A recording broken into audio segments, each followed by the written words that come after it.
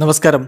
റാഫ്റ്റോ ക്രിക്കറ്റിലേക്ക് അവർക്കും സ്വാഗതം. നന്നായി കളിച്ചു വന്നതാണെന്നേ യശസ്വി ജയ്സ്വാൾ ഒരു അർദ്ധ സെഞ്ചുറിയോ ഒക്കെ നമ്മൾ പ്രതീക്ഷയാണ്. അത്രയും എലഗൻ്റായിട്ട് ബാറ്റ് വീശിക്കൊണ്ടിരിക്കവെയാണ് ആ ഒരു പുറത്താവൽ. ആരാണ് അതിന് കുറ്റക്കാരൻ? ജയ്സ്വാളാണോ? അതല്ല, രാഹുലാണെന്നാണ് പലരും വിലയിരുത്തുന്നത്. ഇനിയിപ്പോൾ ശ്രീലങ്കയുടെ ബൗളർ നുവാന്ത ആണോ? ഇങ്ങനെ കുറേ ചോദ്യങ്ങൾ അവിടെ വരുന്നുണ്ട്. എന്തായാലും വളരെ ദൗർഭാഗ്യകരമായി പോയി. വളരെ മനോഹരമായിട്ട് ബാറ്റ് വീശിക്കൊണ്ടിരിക്കവേ 37 പന്തിൽ നിന്ന് 32 റൺസ് എടുത്ത് നിൽക്കവെയാണ് ആ ഒരു റണ്ണൗട്ട് സംഭവിക്കുന്നത്. നുവാന്തയുടെ പന്തിൽ ഒരു സിംഗിളിനുള്ള ശ്രമത്തിലേക്ക് രാഹുൽ കടക്കുന്നു.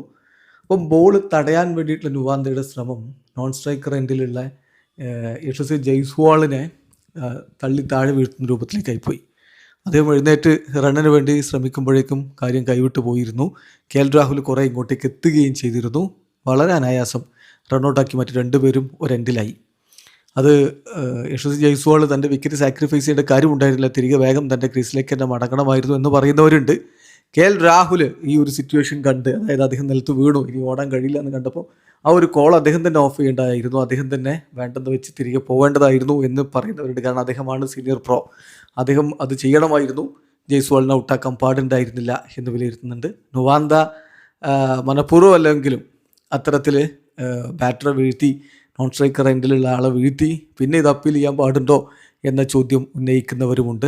ഏതായാലും രാഹുലിന് ആ റണ്ണ് ക്യാൻസൽ ചെയ്യാമായിരുന്നു, തിരികെ സ്വന്തം ക്രീസിലേക്ക് പോകാമായിരുന്നു എന്നുള്ള അഭിപ്രായമാണ് എനിക്കുള്ളത്. നിങ്ങൾക്ക് വ്യത്യസ്ത അഭിപ്രായങ്ങളുണ്ടാവും, കമൻറ്റ് ബോക്സ് രേഖപ്പെടുത്താം.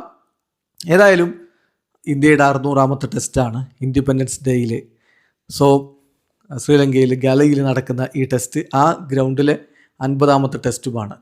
ടോസ് ലഭിച്ച ടീം ഇന്ത്യ ആദ്യ സെഷൻ സ്വന്തമാക്കി. ഇപ്പോൾ ലഞ്ചിൻ്റെ സമയമാണ്. ലഞ്ചിൻ്റെ സമയത്ത് 27 ഓവറിൽ 101 റൺസിന് 1 വിക്കറ്റ് എന്ന രൂപത്തിലാണ്. ചുരുക്കി പറഞ്ഞാൽ ശ്രീലങ്കൻ ബൗളർമാർക്കൊന്നും ചെയ്യാൻ പറ്റിയിട്ടുണ്ടായിരുന്നില്ല. ഇങ്ങനെ അവർക്ക് ലക്കിയായിട്ട് കിട്ടിയ ഈ ഒരു വിക്കറ്റ് അല്ലാതെ മറ്റൊന്നുമില്ല. ഇന്ത്യക്കും ജയ്സ്വാളിനും അത് അൺലക്കിയായി പോവുകയും ചെയ്തു. ഇത്രയും ബാറ്റിംഗ് പാരഡൈസ് ആയിട്ടുള്ളൊരു പിച്ചിൽ ഇങ്ങനെ ജയ്സ്വാളിന് നഷ്ടപ്പെട്ടത് ഇനി കളി പുരോഗമിക്കുമ്പോൾ ഒരു തിരിച്ചടിയാവാതിരിക്കട്ടെ. അദ്ദേഹം 37 പന്തിൽ നിന്നാണ് വളരെ ഫ്ലുവൻ്റായിട്ട് 5 ഫോറുകളുടെ സഹായത്തോടെ 32 റൺസ് അടിച്ചത്. ഈ തരത്തിൽ റണ്ണൗട്ടായി. അദ്ദേഹത്തോടൊപ്പം പിന്നീട് രാഹുലിനൊപ്പം പിന്നീട് പടിക്കലെത്തി.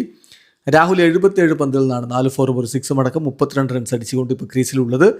പടിക്കൽ 49 പന്തുകളിൽ നിന്ന് 4 ഫോറും 1 സിക്സും അടക്കം 35 റൺസുമായിട്ടും ക്രീസിലുണ്ട്.